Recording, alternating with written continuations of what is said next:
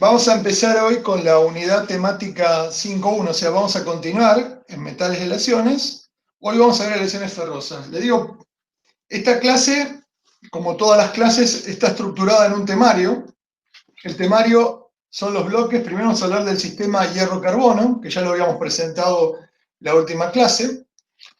Después vamos a hablar de los aceros en general, de las aleaciones de acero, de las fundiciones y aleaciones, y por último vamos a elaborar algunas conclusiones sobre estos temas.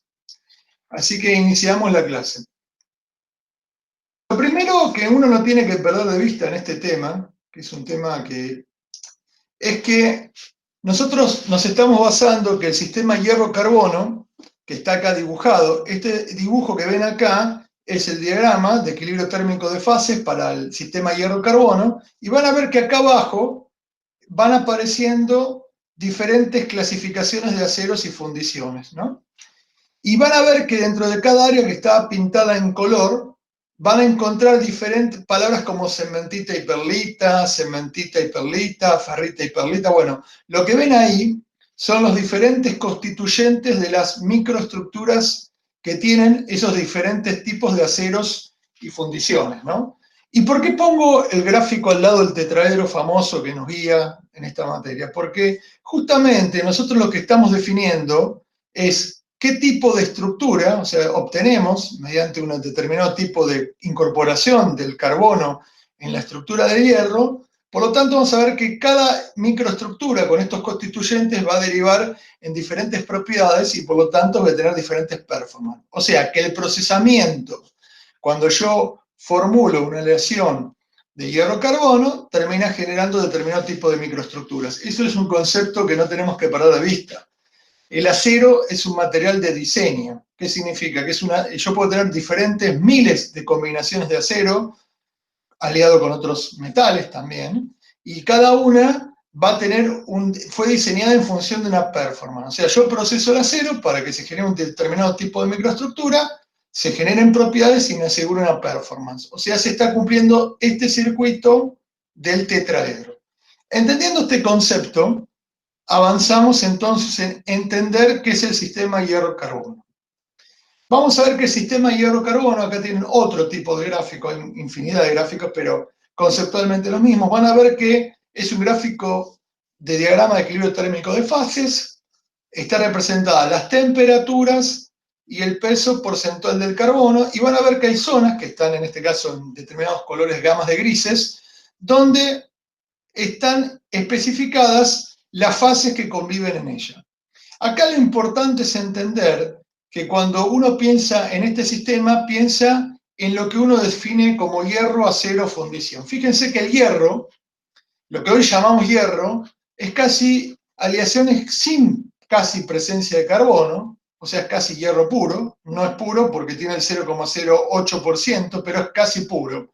Cuando hablamos de aceros, hablamos de aleaciones que ocurren entre el 0,08% y el 2,11% de carbono. Quiero aclararles una cosa antes de empezar. Hay gráficos que marcan otros límites, pero no es lo importante. Lo importante es entender, ahora lo que vamos a ver, qué tipo de situaciones se dan en las microestructuras, que es lo que terminan definiendo los aceros de las fundiciones. Pero podríamos decir que hasta 2,11 es un acero, y las fundiciones que arrancan de ese 2,11 hasta 4,3. Van a ver que el diagrama llega hasta 6,67. Lo que pasa es que prácticamente no tiene utilidad las fundiciones que superan el 4,3% de carbono.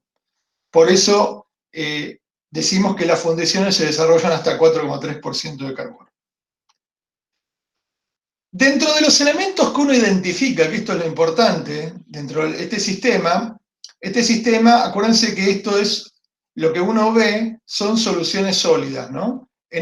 Van a ver que hay una solución sólida que está presente en los aceros, sobre todo los aceros que usamos en la ingeniería civil, en la construcción, que es la ferrita. La ferrita es una solución sólida que ya explicamos, que acá gráficamente se ve, donde un átomo de carbono se inserta en ¿qué? En una red cristalina, el soluto es el carbono, el solvente que es el hierro, en este caso un hierro denominado alfa. ¿Por qué denominamos alfa? Porque el hierro tiene formas alotrópicas. ¿Qué significa? El hierro, dependiendo de la temperatura, se conforma de diferentes formas. En este caso es una cúbica centrada en el cuerpo, pero vamos a ver que existe otro hierro que se llama gamma, que es cúbica centrada en las caras. Entonces, lo que tiene de característica la ferrita, como solución sólida, que cuando ingresan los átomos de carbono, ingresan muy poca cantidad de átomos de carbono y se ubican dentro de las celdas de esta estructura cristalina. Acá lo que ven es una microfotografía de la ferrita, un aumento por 500, y van a ver que se producen estos son los granos, los famosos granos. ¿Qué es ese grano? Es la forma en que se va organizando la estructura cristalina. O sea, la estructura cristalina es la repetición, pero llega un momento que por la forma en que crece, se nuclea y crece la estructura cristalina, forma lo que se llama los bordes de grano. Entonces vemos que acá hay un borde de grano, claramente, donde cambia la dirección, pero se mantiene la estructura cristalina, con la inserción, obviamente, de los átomos de carbono en la red del solvente, que es en este caso el hierro alfa. Cuando uno viene a la austenita, que es otra forma, la austenita es una formación que ocurre a esta temperatura. En este caso, en vez de ser una inserción de átomos de carbono en una cúbica centrada en el cuerpo, es cúbica centrada en la cara. Acá se ve claramente que están los átomos de hierro y los azules son los de carbono. Y lo que ve cuando nosotros vemos una microfotografía de la austenita, que es el hierro gamma con carbono, de vuelta, fíjense que vemos los bordes de grano, obviamente dentro de esos granos y dentro de los granos están ordenadas o están las estructuras cristalinas con la inserción de los átomos de carbono en el solvente hierro, en este caso gamma. Otro elemento más que se forma es la cementita. La cementita, llamada carburo de hierro, acá lo van a ver, en el gráfico se ve claramente que aparece alfa, que es la fase alfa, es la fase de la ferrita, acá está la fase gamma, que es la fase de la austenita, y van a ver que existe el carburo de hierro. El carburo de hierro, como les pongo ahí, es un compuesto intermetálico. Recordemos qué diferencia hay entre un compuesto intermetálico a una solución sólida. La solución sólida, ¿qué es? Los átomos del soluto se incorporan dentro de la red de átomos del solvente. En el compuesto intermetálico no hay una incorporación, no se están incorporando, sino que están formando una nueva fase, y esa fase, en este caso, la cementita, es una fase que tiene 6,67% de carbono. Entonces, ese carburo de hierro va a formar lo que se llama una estructura ortorrómbica, que es una celda que contiene 12 átomos de hierro y 4 carbono. Como verán, no es una solución sólida por la cantidad de átomos de carbono, es directamente un compuesto intermetálico. Por eso hay que diferenciar lo que es una solución, cuando se incorpora el carbono a la red cristalina del hierro, de lo que es cuando se combina y forma un nuevo compuesto intermetálico, o sea, forma una nueva fase. Y también, nosotros no lo vemos, pero existe el grafito. ¿Por qué no lo vemos? Porque en sí lo vemos, se ven fundiciones. El grafito es una forma en que se organiza el carbono, es cuando el carbono ya no se combina con el hierro, entonces como no se combina con el hierro, aparece el grafito que forma láminas junto a la cementita, que era el carburo de hierro, lo que vimos recién. Acá les muestro cómo es la estructura atómica de grafito. Ven que son diferentes planos. Si yo sacara un plano de estos, tengo el grafeno. ¿Vieron el famoso grafeno? Bueno, el grafeno es un plano, es una forma de separar el grafito, diríamos. Por eso se llama grafeno. Es uno de los planos. Si yo tomo un plano, si yo sacara este plano, formo el grafeno. Como verán, son planos apilados, con uniones. Acá se ve claramente cómo es, dónde están ubicados los átomos de carbono y cómo son los tipos de uniones que tienen. Son uniones covalentes y tiene uniones de Van der Waals entre los diferentes planos de uniones covalentes.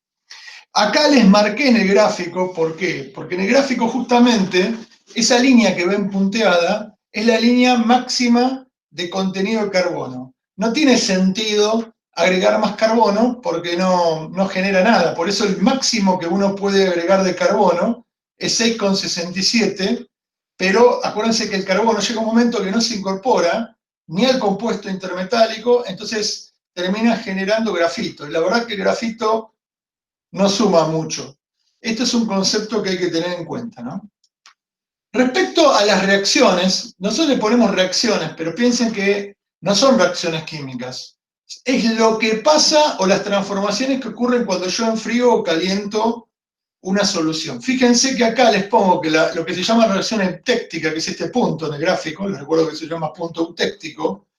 Yo tengo una fase líquida con 4,3% de carbono, y si yo la caliento, se forman dos fases.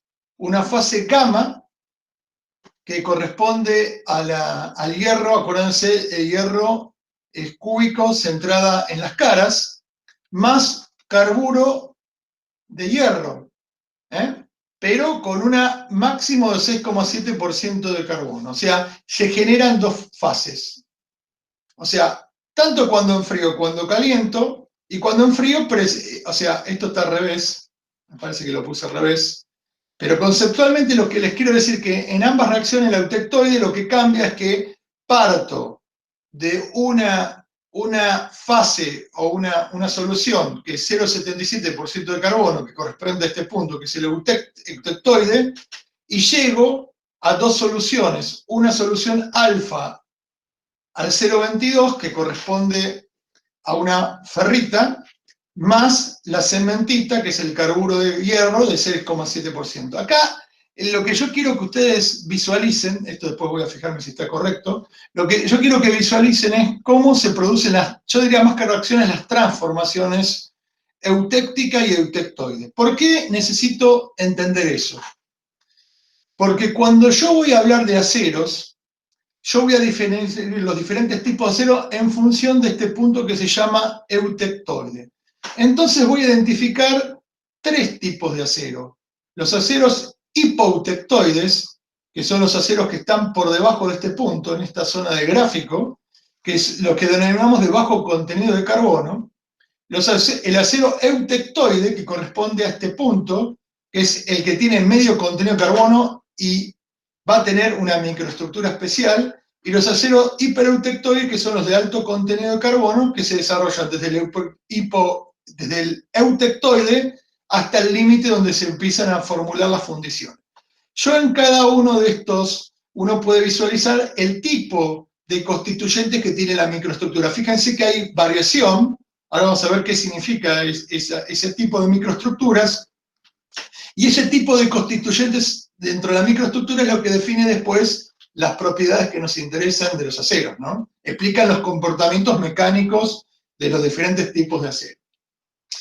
Entonces, cuando uno piensa en el desarrollo de la microestructura del acero, ¿cuándo se desarrolla la microestructura? Recuerden, cuando se enfría, o sea, la línea de enfriamiento de un acero hipoeutectoide, acá se ve cómo va bajando la temperatura lentamente, y acá ve lo que termina precipitando, o sea, cómo se conforma esa microestructura. En un acero hipoeutectoide, yo voy a tener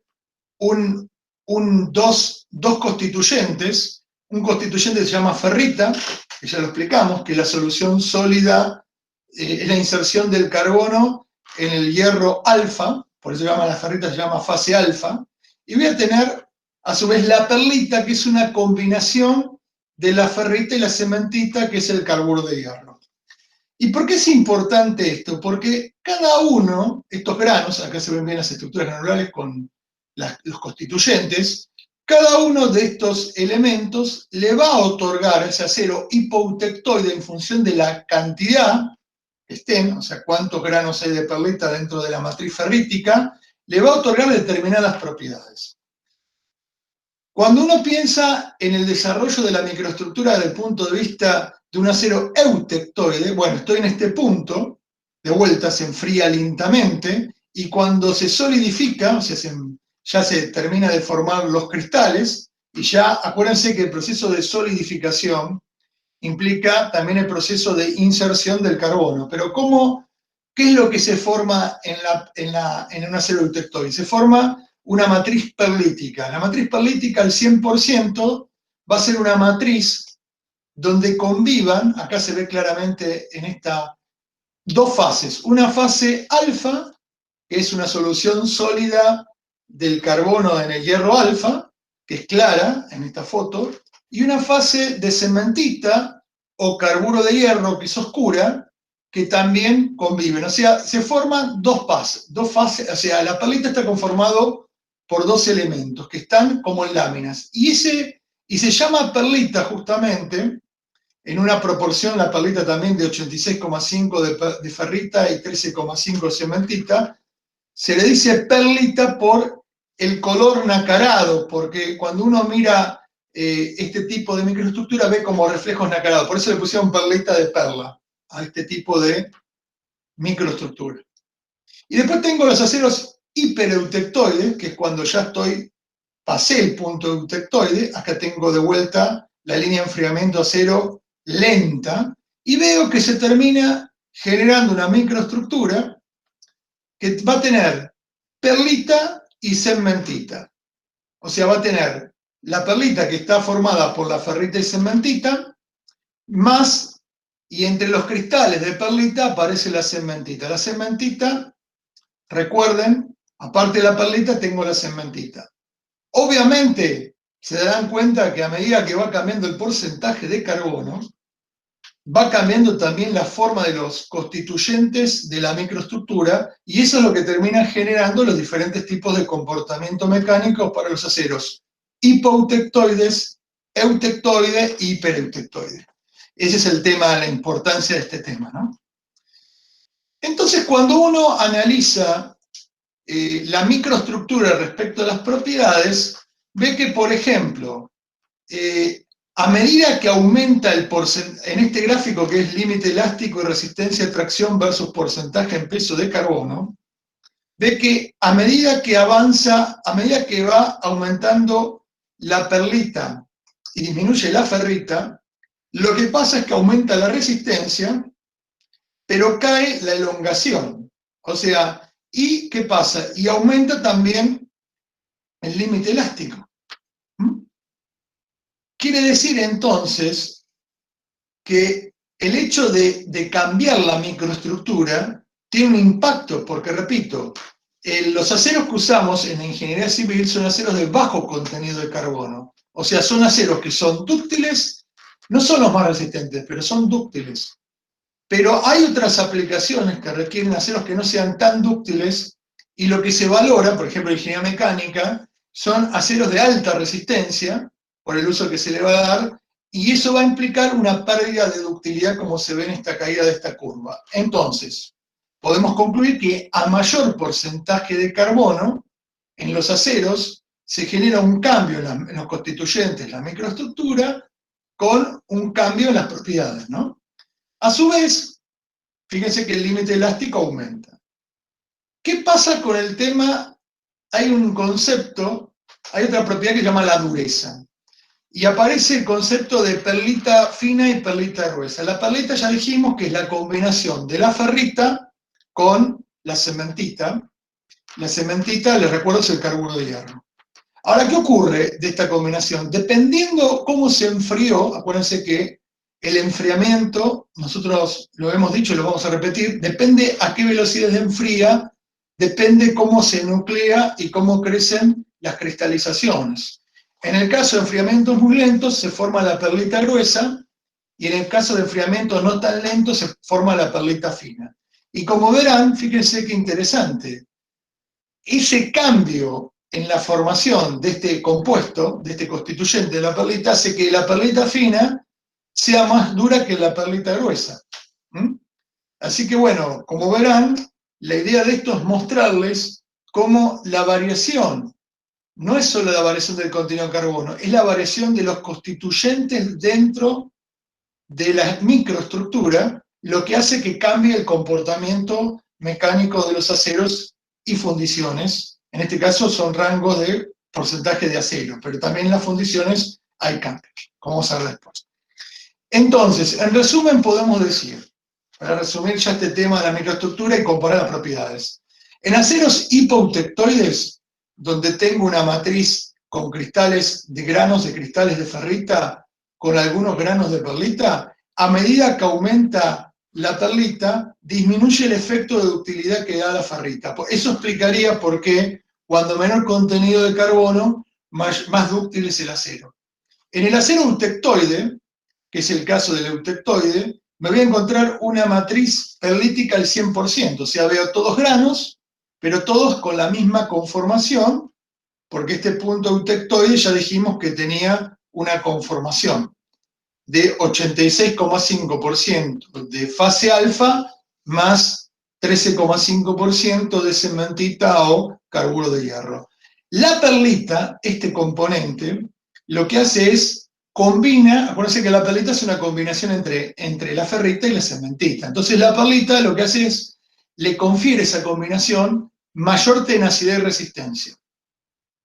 O sea, un acero eutectoide es un acero mucho más tenaz y resistente que un acero hipoeutectoide. Ahora, fíjense que pasé de la perlita inserta en una matriz de cristales de ferrita, la pasé directamente a un 100% de cristales de perlita. Esa es la transformación que hubo en los constituyentes de la microestructura. Y cuando hablo de un acero hipereutectoide, me aparece, aparte de los cristales de perlita, me aparece intermedio la cementita entre esos cristales. La cementita lo que hace es le otorga más dureza.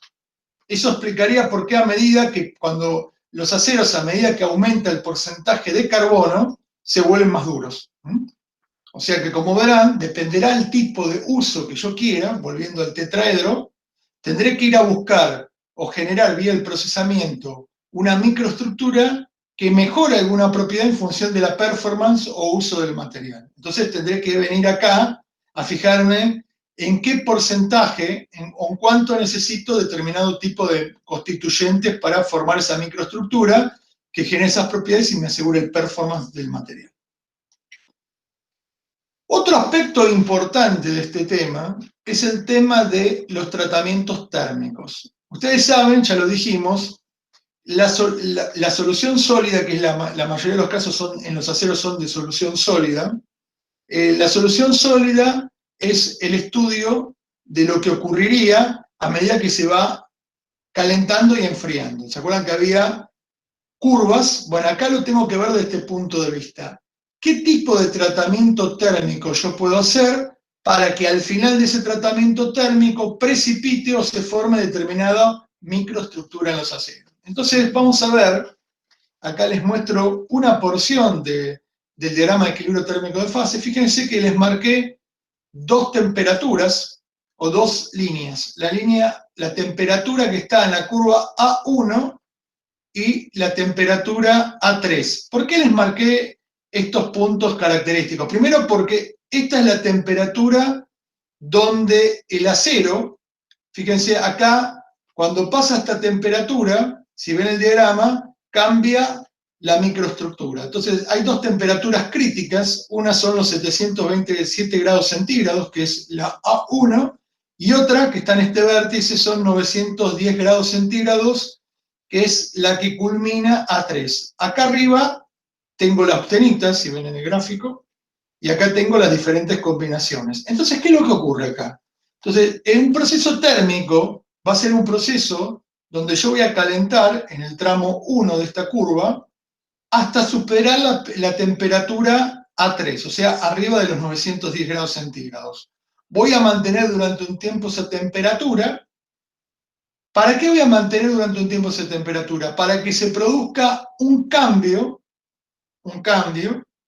y que cuando yo enfríe dependerá a qué velocidad enfríe, por eso voy a tener diferentes tipos de tratamientos, ¿no? Voy a tener un tratamiento que se llama recocido, R, normalizado, N, y T templado. Dependerá de qué manera o a qué velocidad enfrío, va a precipitar diferentes tipos de microestructuras, porque cambian los constituyentes. Este es el secreto de los tratamientos térmicos. Por eso yo lo grafiqué que cuando yo hago un tratamiento térmico, lo que hago es modifico la microestructura para modificar propiedades en función de una performance. O sea, los tratamientos térmicos son una forma de obtener de un mismo material o de un mismo acero otras características cambiando la microestructura. Eso es lo interesante que tiene. O sea, tomo un acero que del punto de vista del carbono tiene el mismo porcentaje, y al someterlo a un tratamiento térmico, termino generando un cambio en la microestructura y por lo tanto un cambio en las propiedades. Esto lo podemos ver, por ejemplo, cuando uno mira por qué y uno hace un proceso, por ejemplo, de recocido. Por ejemplo, el proceso de recocido, que es este, que es el más lento de todos, en el segmento 3 de la curva es el que más lentamente se enfría, se usa para eliminar tensiones residuales, se usa para incrementar la plasticidad, ductilidad y tenacidad del material, o para generar una microestructura específica. O sea, el recocido, a esa velocidad de enfriamiento, genera una microestructura determinada con determinadas propiedades. Cuando uno habla de un normalizado, que tiene una velocidad de enfriamiento media, normalmente depende en qué medida uno enfría. Ustedes saben que el que menos, si yo apago un horno, supóngase que cuando uno cocina algo en el horno, ¿no? Uno pone algo en el horno y apaga una torta, por ejemplo, la deja en el horno, eso tiene una velocidad de enfriamiento. Si yo la saco afuera la torta del horno, tiene otra velocidad. No lo voy a hacer en la torta, pero imagínense que yo hago y la sumerjo en agua, tiene otra velocidad, ¿estamos de acuerdo? Entonces, dependerá en qué medio se produce la transferencia de calor, será la velocidad de enfriamiento. Entonces vamos a ver que la velocidad de enfriamiento es lenta cuando está en el horno o al aire, y es mucho más rápida si yo al material, o al metal o al acero, lo enfrío, como hemos visto en muchas películas, por ejemplo, al agua. Cuando yo tomo la herradura del caballo y lo enfrío al agua. Eso es la velocidad, es la mayor, eso sería un templado. Entonces, la diferencia entre los diferentes tipos de procesos de tratamiento térmico es no solo el hecho de mejorar las propiedades, en el caso, por ejemplo, del normalizado uniforma la distribución de los granos. ¿Cuáles granos? Los de perlita. Los de perlita que están siempre presentes, y en el caso del templado lo que hace es forma lo que llama la martensita. La martensita es un compuesto que le da mayor dureza al acero, por eso el acero templado es un acero que uno lo tiene que templar cuando tiene que hacer una hoja de una cuchilla, o la hoja de una motoniveladora, o cualquier elemento que va a estar que necesita aumentar la dureza porque va a estar sometida a abrasión o erosión.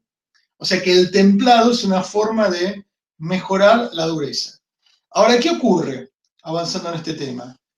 Cuando yo hago el templado, el material se fragiliza porque esa nueva martensita que se forma tiene un constituyente que lo hace más frágil. O sea, la fragilidad, ¿de dónde viene? De la pérdida de la ferrita. Acuérdense que la fragilidad es lo contrario a la ductilidad.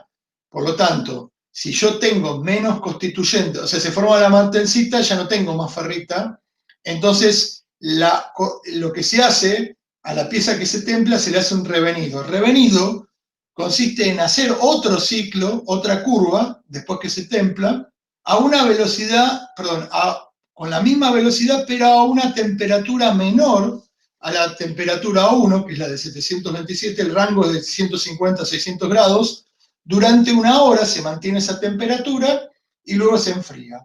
Entonces lo que ocurre es que la martensita se va a dispersar en una forma más pequeña y uniforme dentro de una matriz ferrítica continua. ¿Qué es lo que logré con el revenido?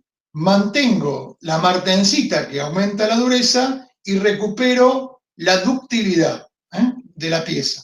O sea, mantengo la dureza y recupero parte de la ductilidad. Pero también existen tratamientos que se le hacen a nivel superficial. Esos tratamientos que hablamos recién eran térmicos totales. Yo también puedo tomar una pieza, como acá. Acá tienen lo que se llama un calentamiento selectivo. ¿Qué significa? Que yo voy a calentar la pieza, pero voy a calentar la pieza superficialmente. En el caso del calentamiento selectivo, caliento la pieza a una temperatura mayor a 3 y mantengo el núcleo a una temperatura menor a 1. Entonces, en ese trabajo, esto hay que hacerlo con un equipo especial, voy a incrementar ¿qué? Voy a incrementar la plasticidad, ductilidad y tenacidad, y voy a generar una microestructura específica. O sea, lo que yo hago con los procesos de calentamiento selectivo es generar microestructuras específicas.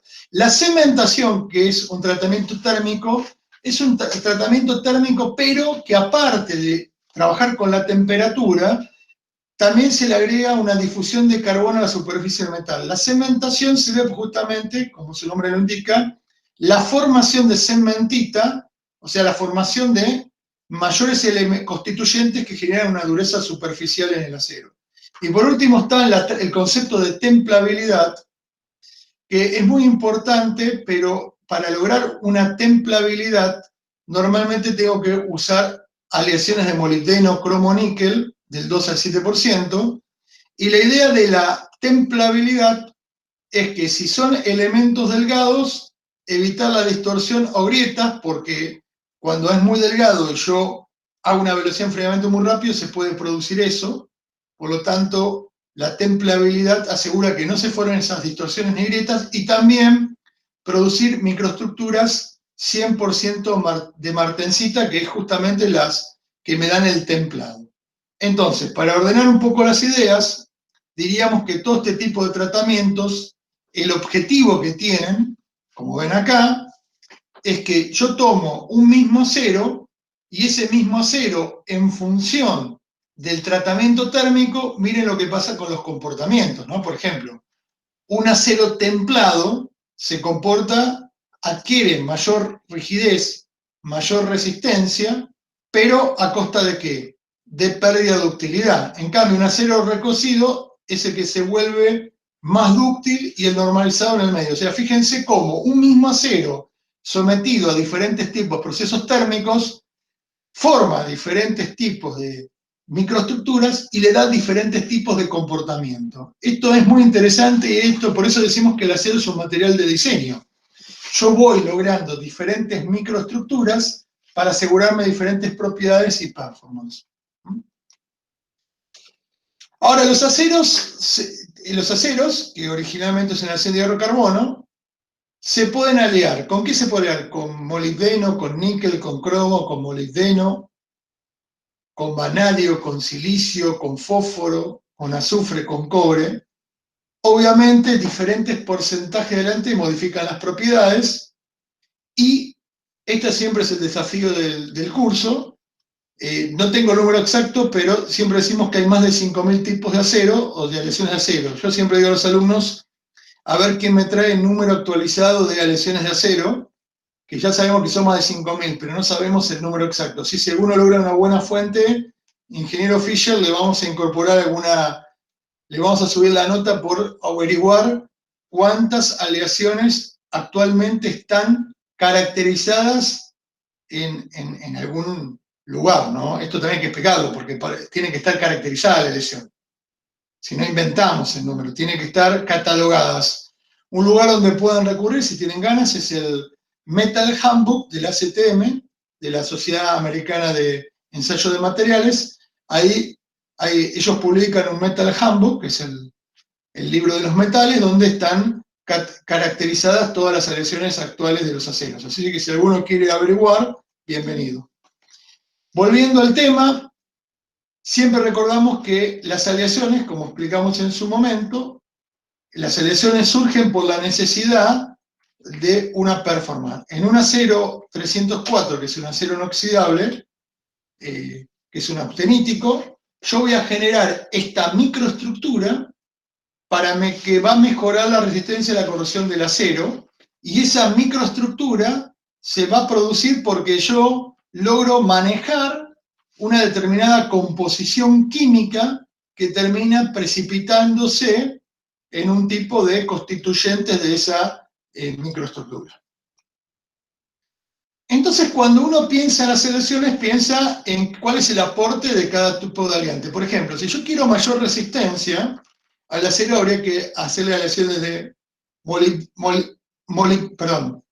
manganeso, silicio y fósforo. Si yo quiero mayor dureza, sería cromo, molibdeno y manganeso. Si yo quiero mayor resistencia a los impactos, níquel y vanadio. Por eso fíjense que las herramientas que están hechas en acero, muchas tienen vanadio, los destornilladores, todo, porque el vanadio es la que asegura la resistencia a los impactos. Si yo quiero aumentar la resistencia al desgaste cromo, si yo quiero aumentar la resistencia a la corrosión cromo y cobre, si yo quiero mejorar la maquinabilidad, o sea, el torneado, el fresado, las cosas que yo tenga que hacer de maquinabilidad, tendría que agregar azufre. Si yo quiero aumentar la dureza rojo a altas temperaturas del material, manganeso, cromo, silicio. Si yo quiero aumentar la profundidad del endurecido del temple, o sea, quiero mejorar el temple, tendría que agregar molibdeno. O sea, fíjense que dependiendo qué aliante incorporo, voy cambiando las propiedades, o sea, voy generando nuevas aleaciones con diferentes propiedades. Por eso decimos que es un material de diseño. Yo pues tengo infinidad de combinaciones para mejorar determinadas propiedades en función del uso. Los aceros, las aleaciones se clasifican. ¿Qué significa? Que es la forma de identificarlos. Existe la Sociedad Americana del Hierro y el Acero, junto a la Sociedad Americana de Ingenieros, eso sería la traducción de ICE y SAE, han elaborado una clasificación. La clasificación es numérica y la interpretación de la clasificación implica que siempre va a haber un primer dígito que corresponde a una, vamos a decir, a un tipo de clase, y después el segundo dígito me dice el tipo de aleación y el tercero el porcentaje de carbono. Y acá tienen ejemplo, por ejemplo, un acero SAE 1020 es un acero que corresponde a un acero al carbono sin aliar, por eso tiene el dígito segundo 0, y el 20 corresponde a 0,2% de carbono. Acuérdense que son valores nominales. Y si yo, por ejemplo, tomo un 3120, por ejemplo, 3 es un acero al cromo níquel que tiene 1,25 de níquel, 0,60 de cromo, y estos dígitos corresponderían al porcentaje de carbono que es 0,2, por ejemplo. Así tienen los diferentes tipos de aceros. Pero todos los aceros, esto también tienen una composición química. Entonces, por ejemplo, si yo busco el 1020 que vi recién, veo que tiene el carbono, el valor nominal es 0,20, pero me permite una fluctuación entre 0,17 y 0,23, y me da un valor de manganeso y azufre. Bueno, todos los aceros tienen una composición química. Y vamos a ver que la importancia de la composición química, eso después lo vamos a ver, ya lo vieron también, tiene que ver con el carbono equivalente, ¿no? Sigamos adelante. Justamente el carbono equivalente, que ya lo vieron anteriormente, la idea del carbono equivalente es ver si es soldable o no soldable en función de las propiedades al acero del carbono simple. O sea, acá tiene un ejemplo. Yo tengo, por ejemplo, un acero del carbono que tiene esta composición química. Entonces, en función de la fórmula que yo aplique, por ejemplo, antes usamos la de AWS es American Welding Society, o sea, la Sociedad Americana de Soldadura, y me dice que son soldables. O sea, cuando yo hago esto, ¿qué tiene? Que el valor tiene que disminuir, o sea, tiene que ser, para que sea soldable, tiene que ser menor a un determinado valor. Si yo, por ejemplo, si es menor a 0,43, es soldable. ¿Por qué viene este tema de la soldabilidad? No, porque, como vimos hace un rato, dependiendo del tipo de composición química y dependiendo, ¿la soldadura qué es? La soldadura es un proceso de temperatura, porque yo voy a fusionar o voy a unir dos piezas de un acero mediante un material o un material que se llama soldadura. Esa soldadura se produce por fusión.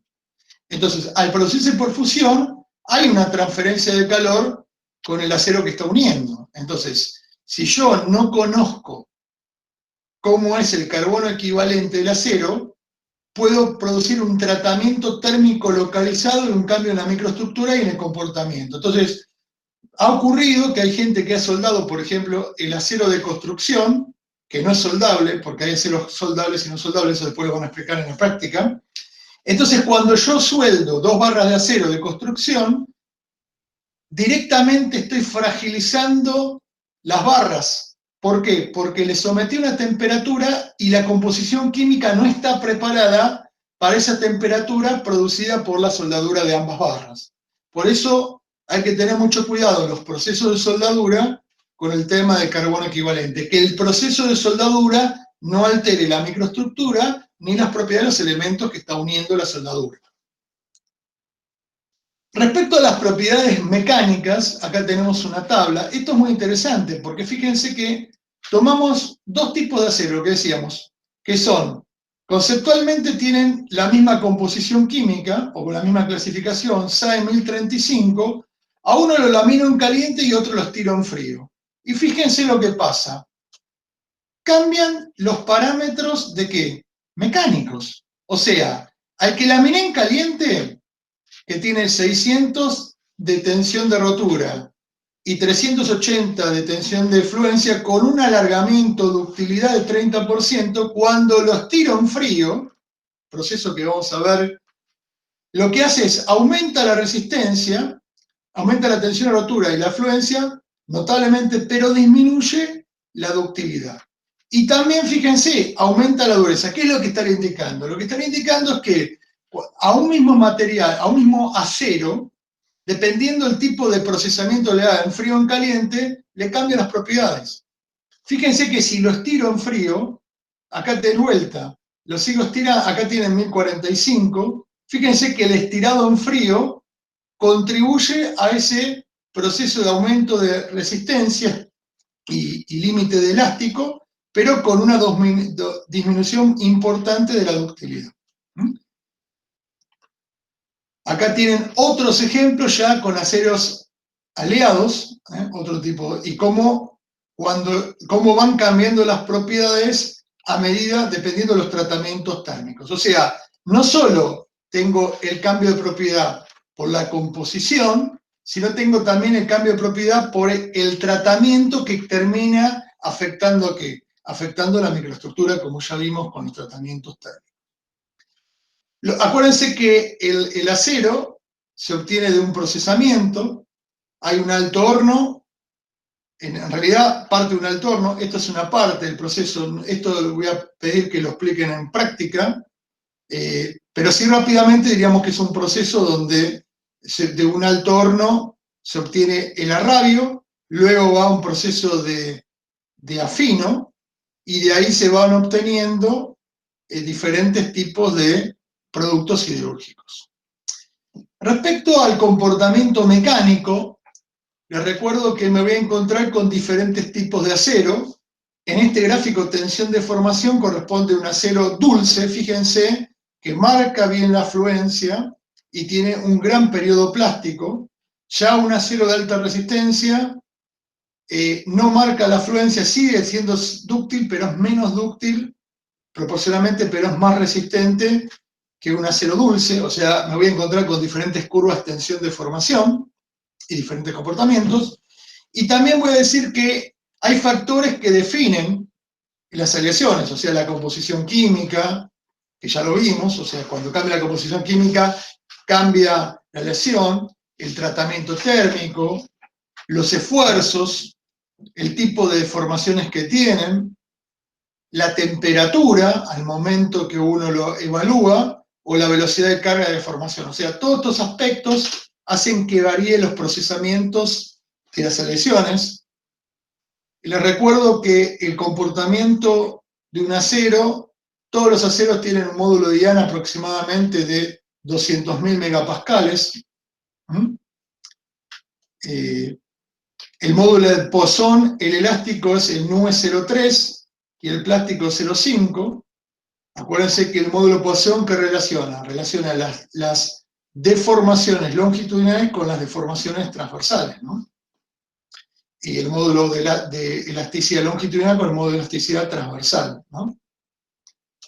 Después hay un procesamiento, o sea, si yo tomo un acero y le hago un endurecimiento en frío, lo que yo termino haciendo es generando un nuevo acero. Entonces acuérdense, yo tengo por ejemplo esta curva. Esta curva es una curva ideal de tensión de formación.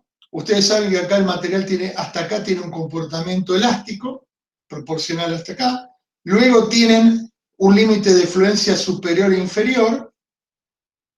Acá se desarrolla el reacomodamiento, que después vamos a ver que corresponden a las dislocaciones del material, y una vez que se acomodó, se produce el endurecimiento por deformación, llega a un punto máximo de tensión y luego se produce la rotura en este punto.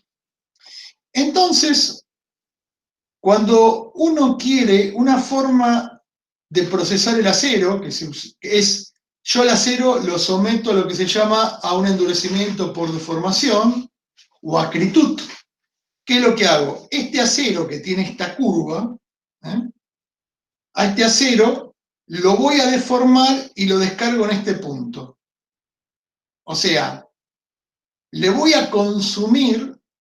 Entonces, cuando yo lo endurezco por deformación y el acero lo vuelvo a ensayar, me encuentro que forma esta nueva curva.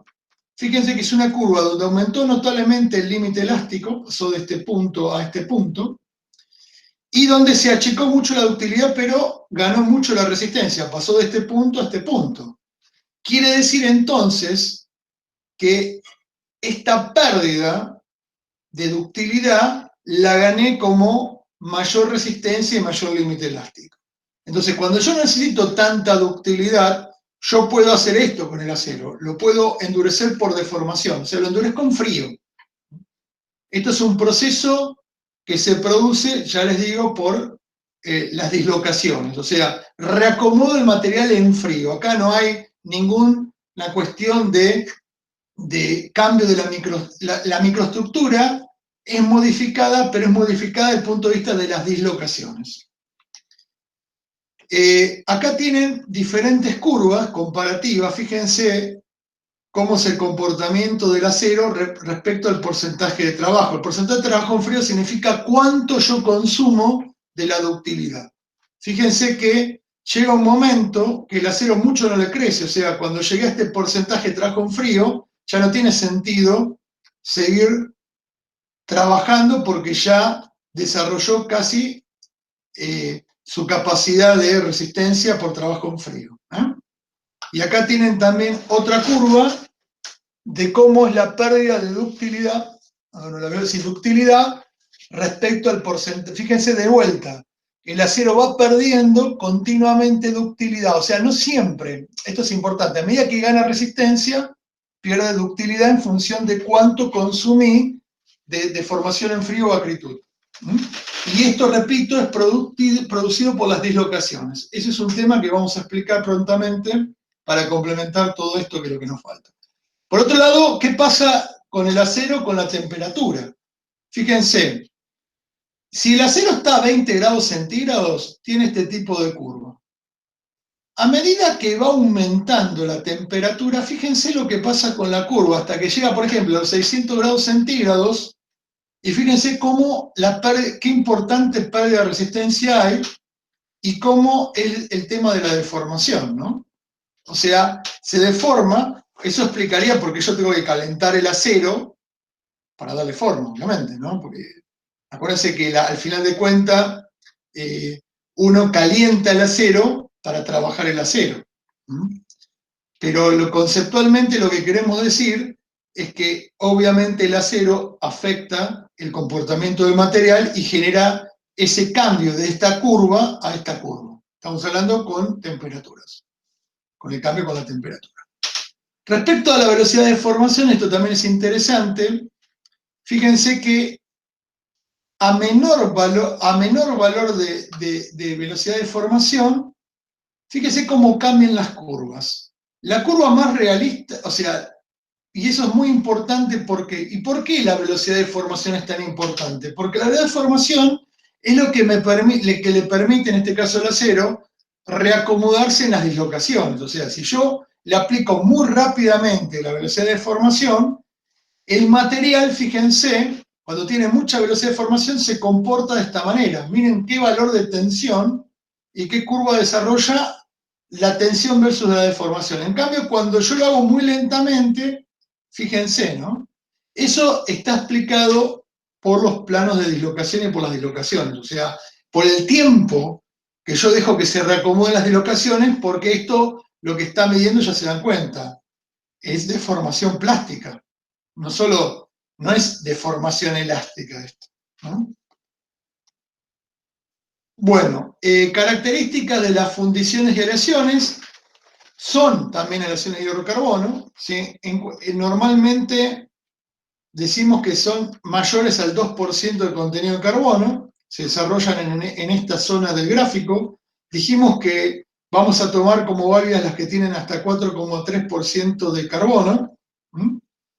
Y lo interesante de estas aleaciones de las fundiciones es que dependiendo de los elementos, por ejemplo, si yo incorporo sílice, manganeso, cobre o azufre, voy a modificar determinadas propiedades y el porcentaje de silicio, por ejemplo, y la velocidad de enfriamiento va a generar diferentes tipos de fundiciones.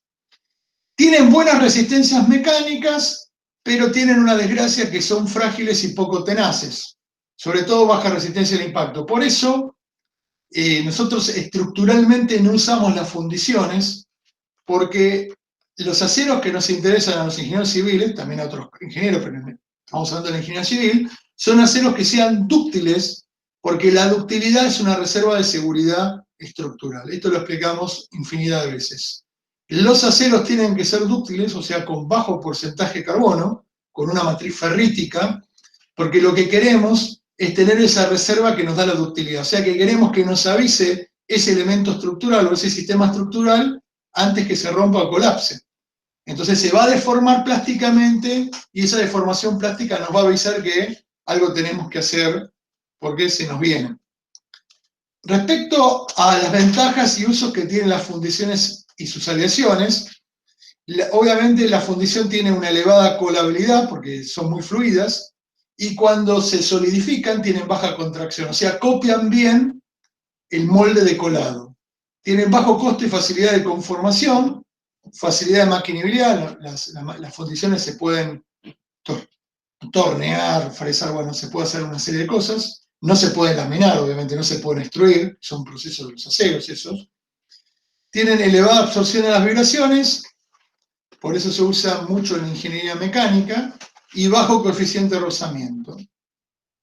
¿Dónde se usan en la construcción? Y todavía se usan en las tuberías, y en los usos industriales son en piezas obviamente coladas y luego maquinadas. Tipos de fundiciones: fundiciones grises, blancas, dúctiles, maleables. Fíjense que ahora vamos a ver, acá está cada tipo, estos son los tipos de microestructura que presentan este tipo de fundiciones. Vamos a ver que lo que diferencian los tipos de fundiciones es la forma en que está, cómo se incorpora el grafito. En una fundición gris, el grafito está en forma laminar. Acá tienen la matriz y tienen el grafito en forma laminar. En una fundición blanca tengo, por un lado tengo la perlita y por el otro lado tengo la cementita. En una fundición dúctil el grafito se conforma en forma nodular. En una fundición, esto estaría mal, en una fundición maleable en forma nodular, en una fundición dúctil en forma esferoidal y en una fundición de grafito compacto en forma de vermicular o grafito compacto. O sea, la diferencia que existe entre los diferentes tipos de fundiciones es cómo se incorpora el grafito a dicha fundición. Si yo pienso en las fundiciones grises y sus características, veo que son fundiciones que tienen un rango de carbono del 2,5 al 4% y tienen silicio del 1 al 3%. Voy a ver que en la microestructura el carbono está en grafito laminar y el comportamiento, que es lo que me interesa en el uso, acá se ve claramente dónde está el grafito laminar y acá está la matriz. Buena resistencia al desgaste y fractura color gris mate. Justamente por el color de la fractura es lo que en este caso me define las fundiciones grises, el color de fractura. ¿Qué ventaja tienen? ¿Por qué se usan las fundiciones grises? Porque son muy mecanizables y aparte tienen muy buena amortiguación en vibraciones. Por eso el uso normalmente es en la ingeniería mecánica. Respecto a las propiedades de las fundiciones grises, acá tenemos la categorización en la ACTM. Fíjense que para diferentes tipos de fundiciones tengo diferentes valores, fíjense, valores de tracción no despreciables, ¿eh? Muy buena resistencia a compresión, esto hay que decirlo, la fundición es un material que tiene muy buena resistencia a compresión, fíjense, propio de los materiales frágiles. Acuérdense que los materiales frágiles tiene sentido evaluar la resistencia a la compresión. Por eso las fundiciones tienen muy buena resistencia a compresión, el triple casi, de la resistencia del triple. Y fíjense, de aflexión, también obviamente limitada porque la flexión tiene una parte de tracción. Y la dureza también, muy buen comportamiento, o sea, las fundiciones tienen buenas durezas en general. Las fundiciones blancas, con composiciones 2,5 al 3% carbono y silicio 0,5 a 1,5, fíjense que en este caso el carbono está en forma de cementita, que es este compuesto, que es el carburo de hierro, y aparte está la perleta. Y acá les aclaro que la D-erburita, que es el eutéctico de hierro, entonces voy a ver zonas blancas donde está la cementita y zonas oscuras donde está la perlita. Les recuerdo que la perlita es una mezcla eutéctica entre la ferrita y la cementita. 86,5% de ferrita y 13,5% de cementita. ¿Cómo es el comportamiento mecánico de este tipo de fundiciones? Excelente resistencia al desgaste y abrasión, muy baja tenacidad, y fíjense, en vez de ser una fractura gris, es una fractura cristalina y brillante, por eso se dicen las lesiones blancas. Este tipo, acá tienen una microestructura de cómo se ve, y la ventaja es la excelente maquinabilidad. Fíjense que toda la principal ventaja que tienen es la maquinabilidad. Respecto a las fundiciones dúctiles, la composición es de 2,5 a 4% carbono, tienen silicio, tienen azufre y tienen fósforo limitado. Y acá el grafito, acá fíjense cómo es la micrografía, se forman los nódulos esferoidales de grafito, ¿eh? Y esto se va distribuyendo por adición de magnesio en la cola. O sea, si yo no, para lograr esto tengo que precipitar, o sea, para lograr estas formaciones de grafito, y estas formaciones de grafito, este tipo de distribución de grafito en forma esferoidal, hace que tengan, estas sí, tienen elevada rigidez y resistencia, buena resistencia al desgaste y elevada ductilidad y tenacidad, esto quiero aclararlo respecto a las otras fundiciones. O sea, respecto a los aceros de bajo contenido de carbono nunca van a tener mayor ductilidad o tenacidad, pero sí es verdad que son las más, por eso se llaman dúctiles, son las más dúctiles y por lo tanto tenaces de las fundiciones. Respecto a las ventajas, se pueden conformar en caliente. ¿Por qué? Porque justamente este tipo de microestructura lo permite. Son templables y tienen excelente maquinabilidad. O sea, estas fundiciones se pueden templar, con lo que ya vimos que genera el templado en el cambio de la microestructura. Bueno, acá tienen algunos valores de dureza. Fíjense que y acá tienen tipos, por ejemplo, una CTMA 536-80-60-03, tiene una matriz perlítica, tiene gran resistencia como fundición, o sea, es muy resistente y se usa en máquina pesada de engranaje. Bueno, fíjense que, como ven, la mayoría de los usos no son en la ingeniería mecánica para determinadas situaciones de performance que requiera esa pieza realizada en este tipo de fundiciones. Después están las maleables, que tienen carbono de 2,53 y silicio 0,5-1,5. Acá el grafito es nodular, no es esferoidal, es nodular. ¿Eh? Y en general yo llego a este tipo de fundiciones modificando una fundición blanca. ¿Eh? O sea, hago un tratamiento térmico y descompongo la cementita, y la cementita cuando se descompone, ¿de acuerdo? La cementita es el carburo de hierro, forma estos nódulos de grafito. Estas también son de elevada rigidez, muy baja tenacidad, excelente resistencia al desgaste de la grasa. Fíjense que cómo cambia el comportamiento entre una fundición dúctil y maleable por el hecho de cómo se distribuye y está conformado el grafito, ¿no? Y obviamente tiene excelente maquinabilidad como todas las fundiciones.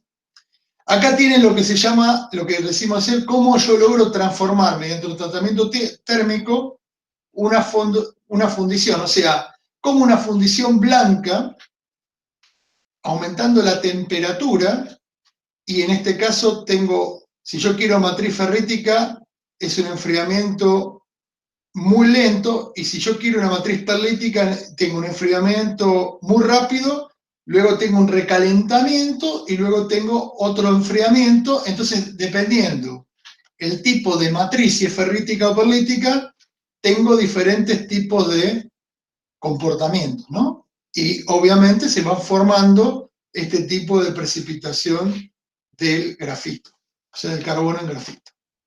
Bueno, acá tienen valores comparativos de resistencia a la tensión de fundiciones grises. Fíjense, valores son las menos resistentes.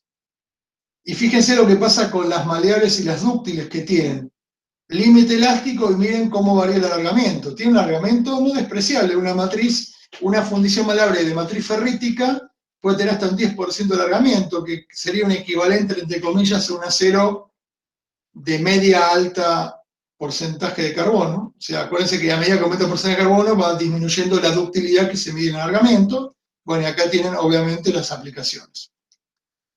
Conclusiones. Los aceros se comportan en función de los constituyentes de su microestructura, por eso es importante identificar la ferrita, perlita y cementita, o sea, si es matriz ferrítica, matriz perlítica, y cómo se incorpora la cementita y la perlita en las matrices. Después es muy importante el tema del tratamiento del acero térmico, porque ya sabemos que tratados térmicamente se modifica su microestructura, y eso genera buscar determinadas propiedades requeridas en función del uso del acero. Por ejemplo, el templado, necesito incrementar la dureza y por lo tanto le hago un tratamiento de templado y aumento la dureza. Los aceros mejoran su comportamiento físico, químico y mecánicamente cuando son aleados. Eso también, yo quiero un mejor comportamiento químico a la degradación por corrosión, entonces le incorporo al acero, que es un acero hierro-carbono, le incorporo cromo, por ejemplo. Los aceros endurecidos por deformación en frío van a mejorar la resistencia, pero va a disminuir la ductilidad y tenacidad, lo que veíamos. O sea, yo hago ese endurecimiento en frío, o le gana acritud, o sea, se vuelve más duro en frío, o sea, consumo por deformación, endurezco por deformación en frío, y eso mejora la resistencia, pero voy a sacrificar la ductilidad y tenacidad original de ese acero. Respecto a las fundiciones, también voy a tener diferentes tipos de microestructuras que definen los diferentes tipos. En la forma en que el carbono se precipita en grafito, me va a definir los diferentes tipos de propiedades, como vimos recién, entre las fundiciones blancas, grises, maleables y dúctiles. Cómo cambia en función no solo de la matriz, sino de la forma en que se precipita el grafito en esa matriz, cambia notablemente las propiedades. Bueno, con esto doy por concluido. Es un tema que da para hablar varias clases, como verán, es un tema arduo, pero me parece que hemos logrado dar una buena síntesis de este